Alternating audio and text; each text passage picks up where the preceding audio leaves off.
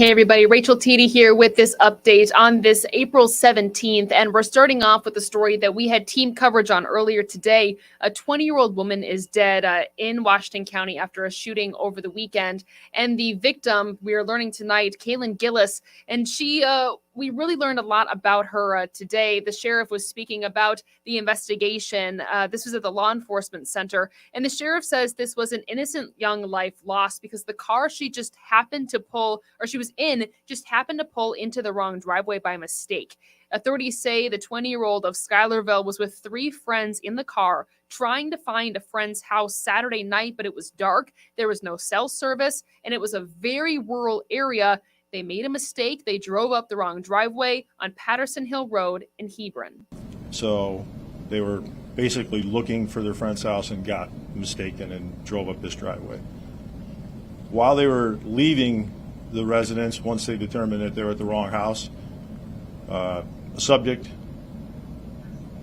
came out on his porch for whatever reason and fired two shots, one of which struck the vehicle that Kaylin was in. So incredibly sad. Well, she was fatally injured from this. The group frantically drove away, finally able to get cell phone signal and call for help in Salem on Cemetery Road shortly before 10 o'clock. That was about 5 miles away, but Kaylin did not survive this. Now, 65-year-old Kevin Mahanahan of Hebron facing charges of second-degree murder. The sheriff said that he was not cooperative and taken into custody after a standoff that lasted about an hour. Investigators do not believe there was any interaction between the subject and the suspect, or the entire group in the car, rather, before that he opened fire. You're going to hear more from the sheriff coming up tonight at 9 o'clock. Well, today also marks 10 years since the Boston Marathon bombing, and we were in Boston today as that race was happening today. 30,000 runners took to the streets to run today from 100 different countries, rather. People from the Capital Region, part of that crowd. The 710 group from Clifton Park, they were there. They call themselves that because they meet at 710 at the Clifton Park Y for training runs. What about the overall feeling also marking this 10-year anniversary? Did that add to it at all? Did that feel different for you? It did. You could see out on the course there were some signs that said 10 years later, Boston strong. And, you know, a lot of people would kind of have little memorials and remembrances and stuff. So it was nice to kind of do some of those ceremonies throughout the week. So yeah, it was nice. And we went to the ceremony on Saturday, which was pretty emotional for a lot of people, and it was a really nice ceremony. They did a nice job with it.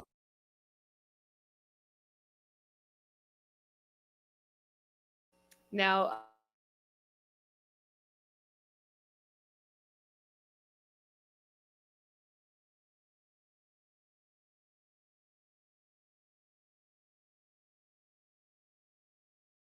muted. There we go. Unmuted.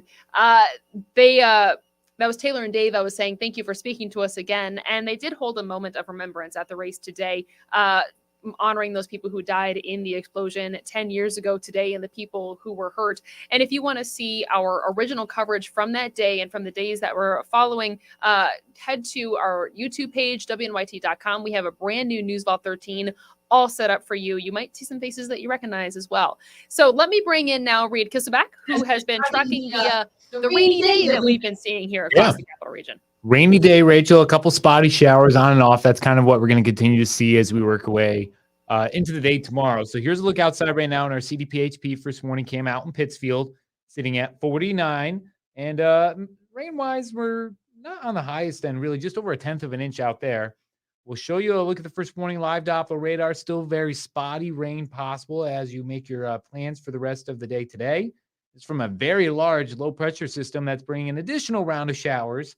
It'll be pushing through overnight and even a little bit more into the day tomorrow as well as this continues to kind of clear its way on out. You can see pretty large right there, even extending past all the Great Lakes out towards Wisconsin and the northeasternmost edge of Minnesota.